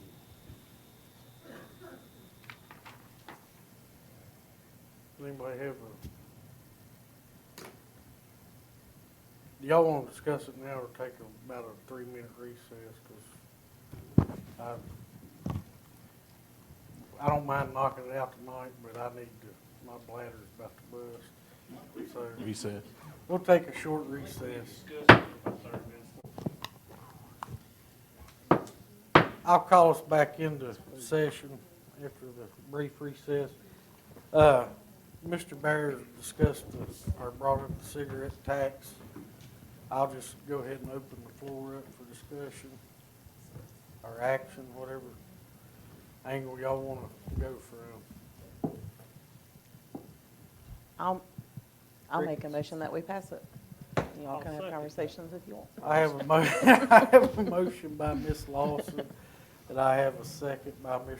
Cook to adopt the cigarette tax at the rate Mr. Bear described. Is there any questions or discussion? I'll just say that I don't like taxes. Nobody likes taxes, but as I always say, there's only so many dollars in the bucket, and the dollars have got to come from somewhere. That's right. Now, the gentleman used 349,000 cartons. Was that the number he used? Something like that, yes. At $4 a carton, and I know Lori's probably. $4 clear. Do what? At $4 you mean he made $4? No, that's what the tax would Tax be. would be. That's $1.396 million, which equates to how many cent real estate? That'd be about 6 cents of real estate tax, probably. And 349,000 cartons of cigarettes in a county of 29,000 people, that tells you right now, there's a lot of those cartons going out of state. And I don't know if his number, of how many of that number is actually within the town limits of Wytheville or within the town limits of Rural Retreat, or where the source of that number is, because I've been trying to come up with that number for a long time, and it is a whole lot higher than what my estimated revenues are, but I do think it provides something to alleviate pressure on real estate revenue. So one of the comments I wrote down was to have you to verify the numbers, but Yeah, I did too. if it come to that, but I don't think we need that. And that was, they got those numbers from some lobbying group. And that's town of Retreat, town of Westfield numbers, but I know there's a lot of cigarettes leave exit 77, exit 80, going 81 north. And I will say, you know, one thing that, and I understand the lobbyists get paid to do a job, but, you know, they brought up the one email that they sent us, the 5 point whatever million dollars that we're going to get in the COVID American Rescue Plan Act money. Unless they've changed it, because I haven't read all 197 pages, but it says that we can't use that to replace lost tax revenue. So they should have done a little more research on their argument. But anyway, anybody have anything else? I'll shut up. Hearing none, we'll do a roll call vote with Mr. Terry. Aye. Aye. Aye. Aye. So approved. Smoke them if you got them. Last two items I have, Mr. Chairman, were just the numbers on American Rescue Plan and then also on the 2020 Excellence in Water Work Operations that our two primary sources of our water for the county received, and just wanted to recognize those. That's all.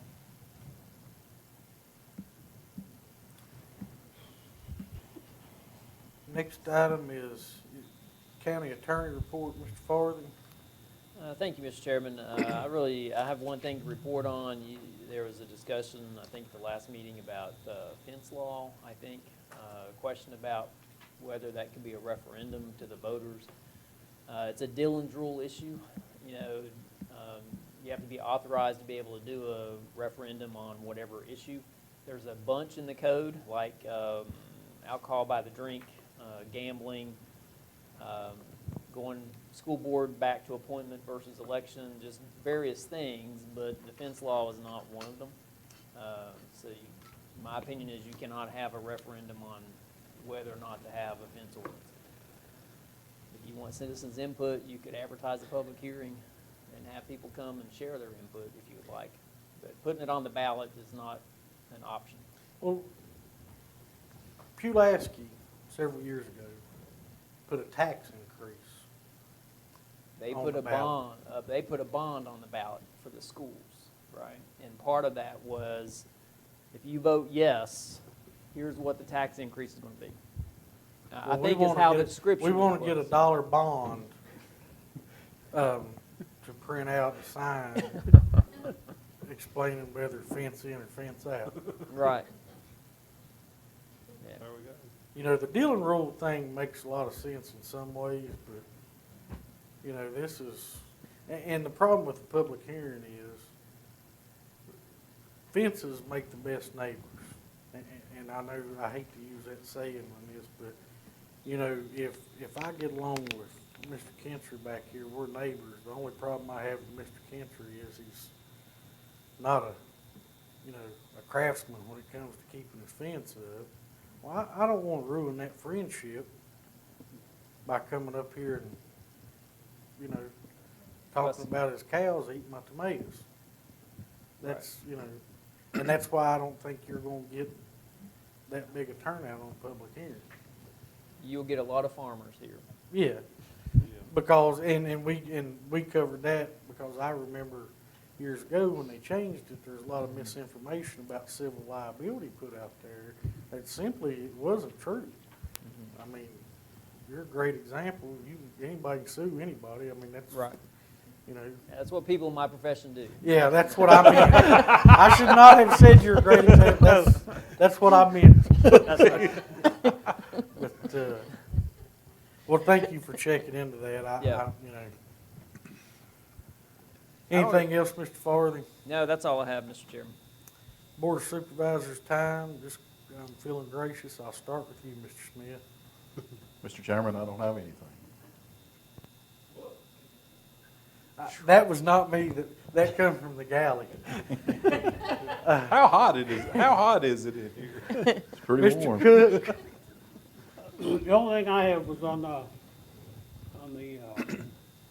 Parks and Rec. They're talking about opening the pool and not having any lifeguards. What kind of liability does that put on us? I mean, should we really open it without lifeguards? Or are we really opening ourselves up to liability? Mr. Farthing has reviewed the agreement with the pool attendants. They are all working toward being certified. Because of the depth of the pool, we felt like we could probably go ahead with pool attendants. If you feel otherwise, we can address that. But from an administrative standpoint, we think that there's limited liability given the depth of the pool and the experience of some of the swimmers who will be working there. And I will comment, Mr. Williams reached out to our insurance agent from Baycorp, reviewed with them. The insurance agent called me afterwards and reviewed with us and indicated that, no, we just need to put the signage up there. We will have attendants on duty. They will be there. They will be monitoring. They will be, telling people they can't run away. They will not be certified lifeguards. So we're not just not going to have people there, but the people that will be there will be going through the training. The insurance agency, who is what I heavily depended on for review of this, they do not have concerns about this.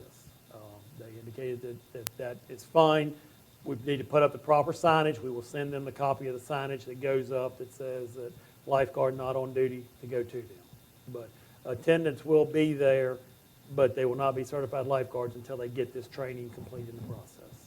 I understand there are a couple other locations that are probably doing the same thing. It's unfortunate.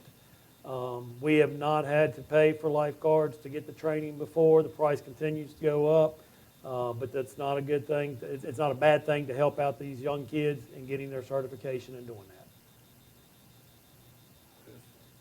Don't want somebody to drown, We don't either. Smart question. that's all. Ms. Lawson, I don't have anything at this time. Mr. McRoberts, Mr. Horny, I don't believe I have anything at this time. Mr. Terry. Yes, sir, I'm going to take over Mr. Smith's role tonight. A couple things. talking about the fence, I think myself and Mr. Horney both got an email from a lady over the weekend, and I talked to Mr. Barry about that today. It went to my junk mail, so I didn't see it till today. She had us complain about 2 weeks ago, I think. This complaint's a little more severe, a lot more damage, so Mr. Barry's looking into that, and I appreciate that. The two other things I wanted to address, and I hate Ms. Meyer has left, but I hope she goes back and reads the minutes of the meeting. First, I wanted to defend David Manley and his group. I think we get a pretty good return on investment. I think we announced a pretty big project with the STS group. We've done the Klockner expansion, I believe. We've done the Traeger grills in Rural Retreat. That's just to name a few since, January this year. We're 6 months in, so I think that was uncalled for. The other thing that really irks me, she does it all the time. Ms. Lawson sits on this board with us. She deserves the same amount of respect that we deserve, that the rest of us get. And when she walks up to the podium, she says, "Gentlemen." So I hope she reads it, and I hope she takes it to heart, because to me, that's just not acceptable. Thank you. You're It's very welcome. disrespectful. It's been 3.5 years, and she says it every time, and I almost said something to her tonight, but I'll let it go. But that's, so I will get off my soapbox, and I apologize for getting on it, and that's all I have, Mr. Chairman. I thought I was the only one that got on the soapbox. One thing, Stephen, is our office open right here? Yes, sir. Okay, I just wanted to double check. I didn't know if we really had discussed it. I didn't know if we'd open it back up for foot traffic or not.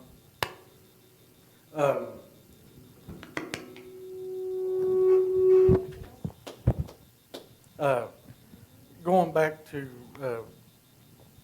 some of the information that Ms. Myers, with Grayson Regional Library, I'm not sure what document she looked at. There was a $20,000 carryover, partially because they were closed, and we had reduced their budget amount by $10,000. Yes, sir. Of course, Grayson County was entitled to the other $10,000 based on that. The Apex salaries, what's listed is passed through.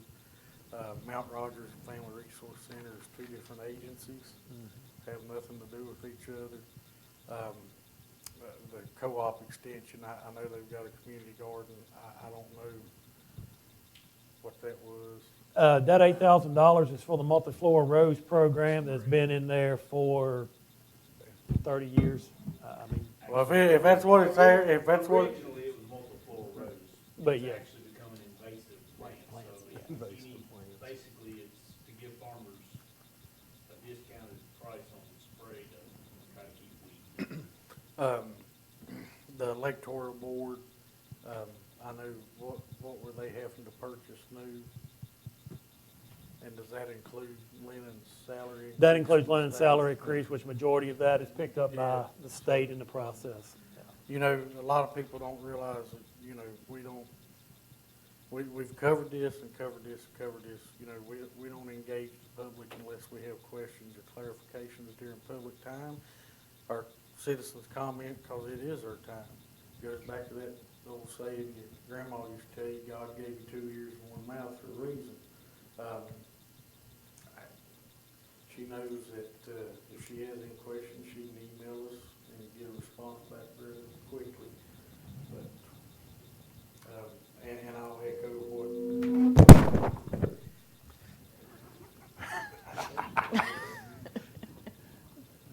for 4 years we've been getting new microphones. You want to talk about a budget?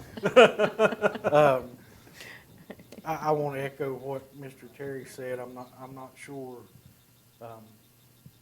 what people have missed in the past 12 months, what the JIDA and the BIAA has accomplished. We've landed the first new factory in Progress Park.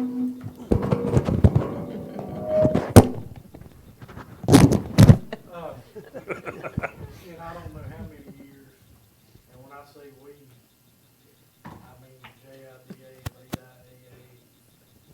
Mr. Bear, on the back of you, Mr. Hankins, and a little bit sitting up here, along with the projects that Mr. Terry mentioned.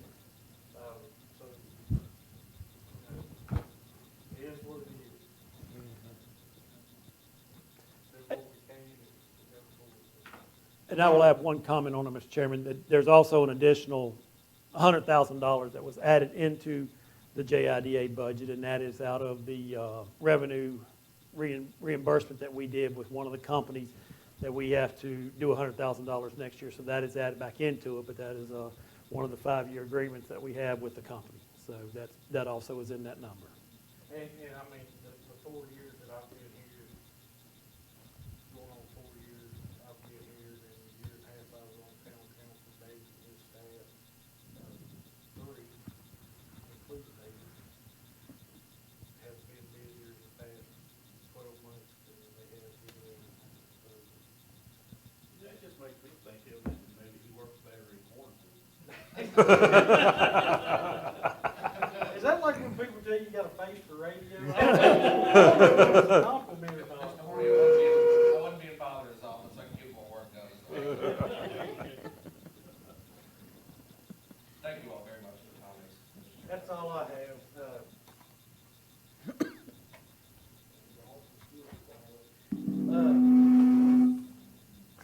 Take it away from him. He can't play with that. Entertain a motion to go to closed session under 2.2-3711A1. Or you want to do perspective, you want to do both of them? Well, I was going to say, Mr. Chairman, I definitely want to do the prospective business and industry. At this hour, you all can decide if y'all want to do personnel matters tonight, if y'all want to do that when you have your recessed meeting, either way. You want to just scrap that? No. Yeah. All right, 2.2-3711A5, prospective business or industry project. So moved. Have a motion, have a Second. second. Second. All those in favor, signify by saying aye. Aye. Any opposed? We're now in closed session. All those in favor signify by saying aye. Aye. Any opposed? We're now back in open session, and Mr. McRoberts, if you'll read the certification, sir. Resolution, certification closed meeting, whereas the Wythe County Board of Supervisors has convened a closed meeting on this date pursuant to an affirmative recorded vote and in accordance with provisions of the Virginia Freedom of Information Act, and whereas Section 2.23712 of the Code of Virginia requires certification by the Wythe County Board of Supervisors that such a meeting was conducted in conformity with Virginia law. Now therefore be it resolved that the Wythe County Board of Supervisors hereby certifies that to the best of each member's knowledge, 1, only public business matters lawfully exempted from open meeting requirements by Virginia law were discussed in the closed meeting to which this certification resolution applies, and 2, only such public business matters as were identified in the motion convening the closed meeting were heard, discussed, or considered by the Wythe County Board of Supervisors. Now make a motion we accept that. Have a motion by Mr. McRoberts to accept. Have a second. Second. Have a second by Ms. Lawson. Any discussion? Hearing none, we'll do a roll call vote. Mr. Smith? Aye. Aye. Aye. Yeah, Aye. So adopted. Mr. Bear, we have recess to review the public hearing comments. Does anybody have a suggestion of when? Was that a yes or a call? I'm sorry. Yeah. Excuse me. Thursday night, Mr. Jamie Smith and myself will be meeting with Southcrest residents. Prefer not to do it Thursday night. That does leave tomorrow night open. I never recommend a Friday night. Next week,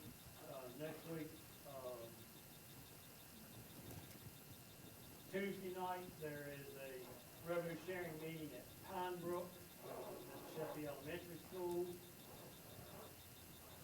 I do not know if either one of the supervisors from over in that area are looking at attending that. Staff could handle that if they wanted to, but it'd be good. Wednesday night is still free. My recommendation would be either Wednesday night, tomorrow night, or Wednesday night next week. I can't do tomorrow night, guys and gals, I'm sorry. I can't do either, but I'm good whenever next week. Next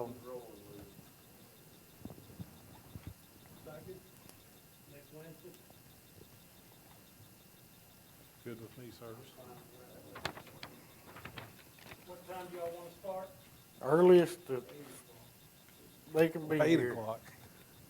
Going? And I'm most time it's 4 o'clock at your earliest, is that? I can't be here. For me, I- I'm open, you tell me when you wanna be here. Can't be here when. I can't be here that day, Oh, but you can be here next Wednesday? no, neither Wednesday. I'm sorry. I mean, if you all have to do it without me, I understand, if that's the only day.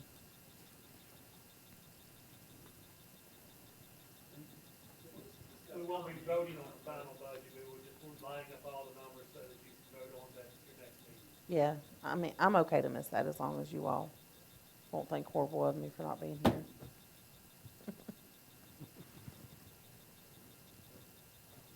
Tuesday or Wednesday, but it would mean you don't, and I don't have to attend those meetings on the regular hearing, but Wednesday would be the best for that. That's fine. Next Wednesday then, I, 4 o'clock, 5 o'clock? Pizza?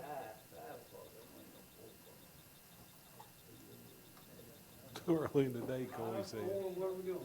5 o'clock I next think Tuesday, five. or Wednesday, right? 5 o'clock.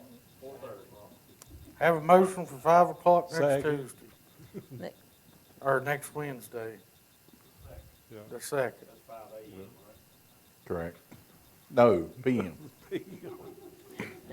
Have a motion, have a second. Second. 5 a.m., we all be able to get done. and I can- Have a motion, have a second by Mr. Terry. All those in favor signify by saying aye. Aye. See y'all next, well, entertainment, anything else, Mr. Barrett, Mr. Farthing, Mr. Hankins, Ms. Collins? Entertain a motion to recess until next June 2nd. Wednesday at 5 o'clock. So moved. Have a motion by Mr. Stacy Terry, need a second? Have a second by Ms. Lawson. All those in favor signify by saying aye. Aye. Any opposed? Be in recess.